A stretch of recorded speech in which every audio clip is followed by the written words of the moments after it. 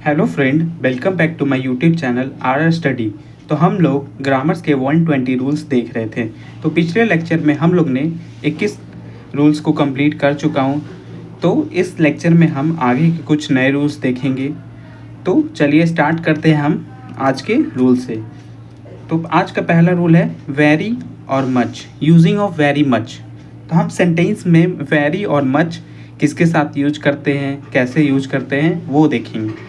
तो very and much are use differently with adjective, especially in comparative and superlative degree. तो very और much differently use होता है adjective के साथ, स्पेशली कंपैरेटिव और सुपरलेटिव डिग्री के साथ। मतलब हम देखेंगे कि वेरी कंपैरेटिव डिग्री के साथ कैसे यूज होगा, सुपरलेटिव डिग्री के साथ कैसे होगा। जैसे कि देखते हैं एडजेक्टिव का 3 डिग्री होता है, positive degree, comparative degree, superlative degree. तो हम देखेंगे कि वेरी और मच ये दोनों के साथ कैसे यूज होंगे। तो पहले हम देखते हैं वेरी का। तो very used with positive degree adjective. तो very generally positive degree adjective के साथ यूज होता है। जैसे कि पॉजिटिव हो गया, गुड हो गया, गुड, बेटर, बेस्ट होता है इसी तरह। तो पॉजिटिव डिग्री क्या हो गया, गुड। तो एग्जांपल देख लीजिए, वेरी इंटरेस्टिंग। तो यहाँ पर इंटरेस्टिंग क्या है, पॉजिटिव डिग्री है। और इसका सुपरलेटिव क्या हो जाएगा, मोर इंटरेस्टिंग, मोस्ट इंटरेस्टिंग। तो हम यहाँ पर क्या यूज कर रहे हैं, पॉजिटिव डिग्री यूज कर रहे हैं। तो वेरी के साथ generally positive degree adjective use होता है। तो इसको याद रखिएगा। अगर सेंटेंस में सुपरलेटिव डिग्री दिखता है, मतलब बेस्ट दिखता है या फिर मोस्ट दिखता है, ये सब मोस्ट इंटरेस्टिंग दिखता है, तो हम उसके साथ वेरी कैसे यूज करेंगे। तो उसका स्ट्रक्चर होगा द वेरी।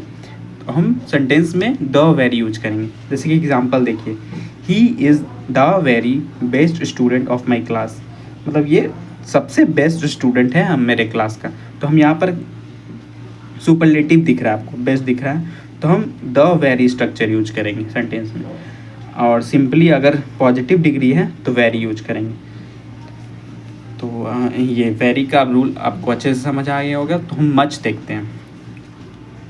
मच हमेशा अनकाउंटेबल नाउन के साथ यूज होता है, मतलब अमाउंट दिखाता है मच।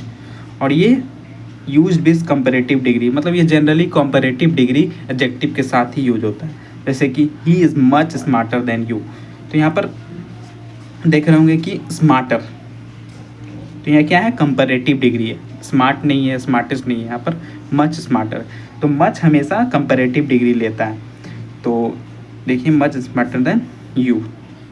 अगर सुपरलेटिव डिग्री आपको सेंटेंस में दिख रहा है तो मच कैसे यूज करेंगे, तो मच द यूज करेंगे उसकी जगह। अगर सेंटेंस में सुपरलेटिव डिग्री एडजेक्टिव दिख रहा है तो he is the best student of, he is much the best student of my. तो यहाँ पर बेस्ट क्या है, सुपरलेटिव डिग्री है।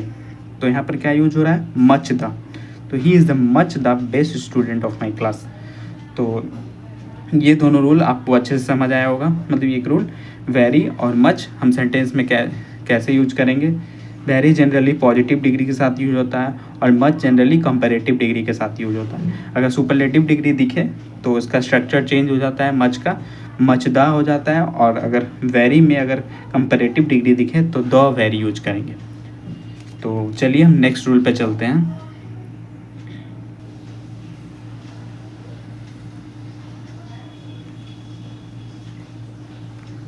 तो नेक्स्ट रूल है verb with and without the adverb as. तो कुछ कुछ वर्ब एज लेते हैं और कुछ कुछ वर्ब एज नहीं लेते हैं। मतलब some verbs must be follow by as will others must not B.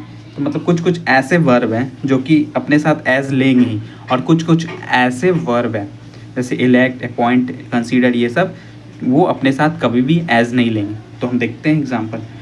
With verb like regard, define, describe, treat, view, known, ये हमेशा अपने साथ एज लेंगे। जैसे regard as, define as, describe as, treat as, मतलब ये फिक्स्ड है कि इसके साथ एज आना ही आना है। रिगार्ड आपको कहीं भी दिखे सेंटेंस तो उसके साथ एज लगाइए। रिगार्ड एज हो गया, या फिर डिफाइन एज हो गया, या फिर डिस्क्राइब एज हो गया, ट्रीट एज हो गया, व्यू एज हो गया, नोन एज हो गया। जैसे कि एग्जाम्पल देखिए, biology is defined as the science of living beings. तो बायोलॉजी डिफाइन है, मतलब लिविंग थिंग्स का साइंस है, इसको बोला गया है। लिविंग थिंग्स का साइंस को कहते हैं बायोलॉजी। तो डिफाइंड एज। तो डिफाइंड के साथ क्या यूज हुआ, एज। तो डिफाइंड ऐसा वर्ब है जो हमेशा अपने साथ एज ले रहा है। इसी तरह ही is regarded as a god in the India, मतलब इसको गॉड की तरह माना जाता है इंडिया में। तो रिगार्डेड एज, यहाँ पर रिगार्डेड के साथ क्या यूज हो रहा है, एज। तो आपको जब भी सेंटेंस में रिगार्ड दिखे, डिफाइन दिखे, डिस्क्राइब ये सब दिखे तो उसके साथ एज यूज़ करेंगे। और कुछ कुछ ऐसे सब्जेक्ट वर्ब हैं जैसे कि इलेक्ट हो गया, अपॉइंट हो गया, कंसीडर हो गया, कॉल हो गया, नेम हो गया, मेक हो गया, चूज़ हो गया, इस तरह के वर्ड आपको सेंटेंस में दिखेंगे तो उसके साथ एज कभी भी नहीं यूज़ करेंगे। जनरली हम लोग बोल देते हैं जैसे कॉल्ड एज, लेकिन ये ग्रामेटिकली गलत है।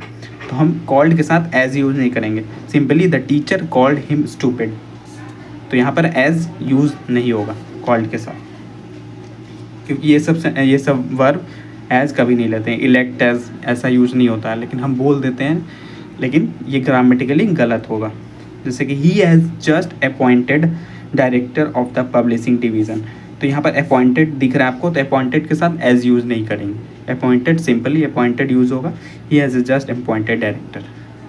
तो आपको ये रूल अच्छे से समझ आया होगा कि कुछ कुछ ऐसे वर्ब हैं जिसके साथ एज यूज़ होगा और कुछ कुछ ऐसे वर्ब है जिसके साथ एज नहीं यूज़ होगा। तो ठीक है, थैंक यू पूरा वीडियो देखने के लिए। आशा करते हैं कि आपको दोनों रूल बहुत अच्छे से समझ आया होगा। तो हम नेक्स्ट वीडियो में अब नया रूल देखेंगे।